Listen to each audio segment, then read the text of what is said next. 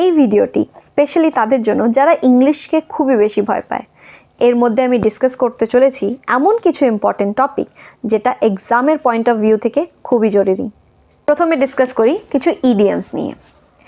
On the sly কখন use হবে?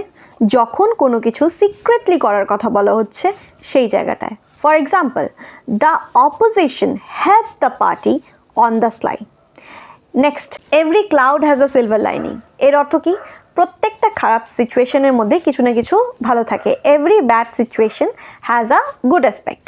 For example, he lost his job but I believe every cloud has a silver lining, maybe he will get a better one. আচ্ছা, next এই যে ইডিয়ামসটা, এর মধ্যে আমি বহু স্টুডেন্টকে গুলিয়ে যেতে দেখেছি। সেটা কি? ইন দ্য ব্লু এবং আউট অফ দ্য ব্লু, এই দুটো জিনিস কিন্তু আলাদা। ইন দ্য ব্লু আমরা কখন ইউজ করব? যখন আমরা বোঝাতে চাচ্ছি in sad mood. Out of the blue কখন ইউজ করব? যখন আমি বোঝাতে চাচ্ছি আনএক্সপেক্টেডলি। ফর এক্সাম্পল, আমি যদি বলি হি arrived out of the blue after many years of silence, এই জায়গাটায় আনএক্সপেক্টেডলি বোঝাতে আমি ইউজ করছি। এবার আমি যদি বলছি যে না দুঃখ বোঝাতে যাচ্ছে, তাহলে সেই জায়গাটায় কি বলবো? She appears to be in the blue for few days. এই জায়গাটায় ইন দ্য ব্লু মানে sad mood, out of the blue means unexpectedly. এখন যে প্রিপোজিশনগুলো নিয়ে ডিসকাস করব, সেই প্রিপোজিশনগুলি এক্সামে আসে এবং খুবই ছোট ছোট মিস্টেক করায়। যেমন অ্যাকর্ডিং। অ্যাকর্ডিং যদি সেন্টেন্সে ইউজ হচ্ছে, তাহলে এর সাথে যে প্রিপোজিশন ইউজ হবে সেটা হচ্ছে টু। কিন্তু এই অ্যাকর্ডিংয়ের জায়গায় সেন্টেন্সে যদি ইন অ্যাকর্ডিং ইউজ করা হয়, সেক্ষেত্রে আর টু ইউজ করা যাবে না। সেই ক্ষেত্রে প্রিপোজিশনটা ইউজ হয় with. For example, I acted according to your order. কিন্তু আমি যদি এখানে ইন অ্যাকর্ডিং ইউজ করি, তাহলে কি হচ্ছে? I acted in according with your order. দুটোর মধ্যে ডিফারেন্স আছে।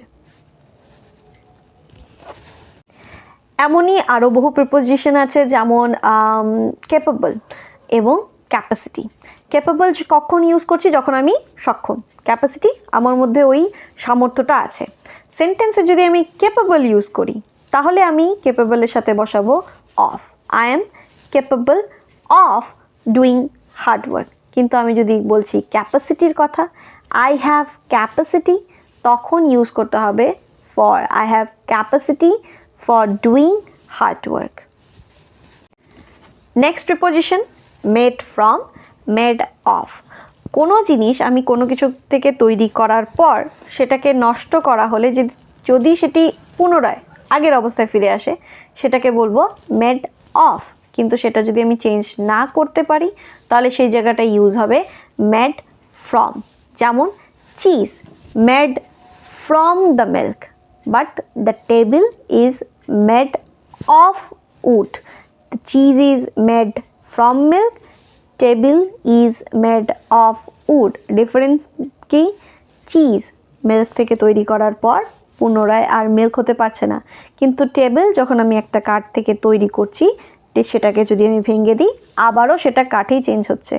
তাহলে যেই জায়গাটা চেঞ্জ করা যাচ্ছে সেই জায়গাটায় অফ, যেই জায়গাটায় করা যাচ্ছে না সেই জায়গাটায় ফ্রম। ডিপেন্ড অন, ডিপেন্ড আপন। কখন কোনটা ইউজ করব? যখন কোনো ব্যক্তি বা বস্তুর ওপর নির্ভর করে আছি, সেই জায়গাটায় আমরা ইউজ করব ডিপেন্ড অন। কিন্তু ডিপেন্ড আপন কি কখন ইউজ হবে? যখন আমরা কোনো সিচুয়েশনের ওপর নির্ভর করে আছি, সেই জায়গাটা ইউজ হচ্ছে ডিপেন্ড আপন। For example, I depend on the book for English. বস্তুর ওপরে নির্ভর করছি। হি ডিপেন্ড অন হিজ প্যারেন্টস। এই জায়গাটায় সে তার প্যারেন্টসের উপর নির্ভর করে আছে, এখানে ব্যক্তির কথা বলছে। কিন্তু আমি যদি এই জায়গাটায় কোনো সিচুয়েশনের কথা বলি, সেই জায়গাটায় ইউজ হবে ডিপেন্ড আপন। For example, my going is depend upon whether my parents will let me go or not. এটা একটা সিচুয়েশনের কথা, তো এখানে ডিপেন্ডের সাথে যাচ্ছে আপন।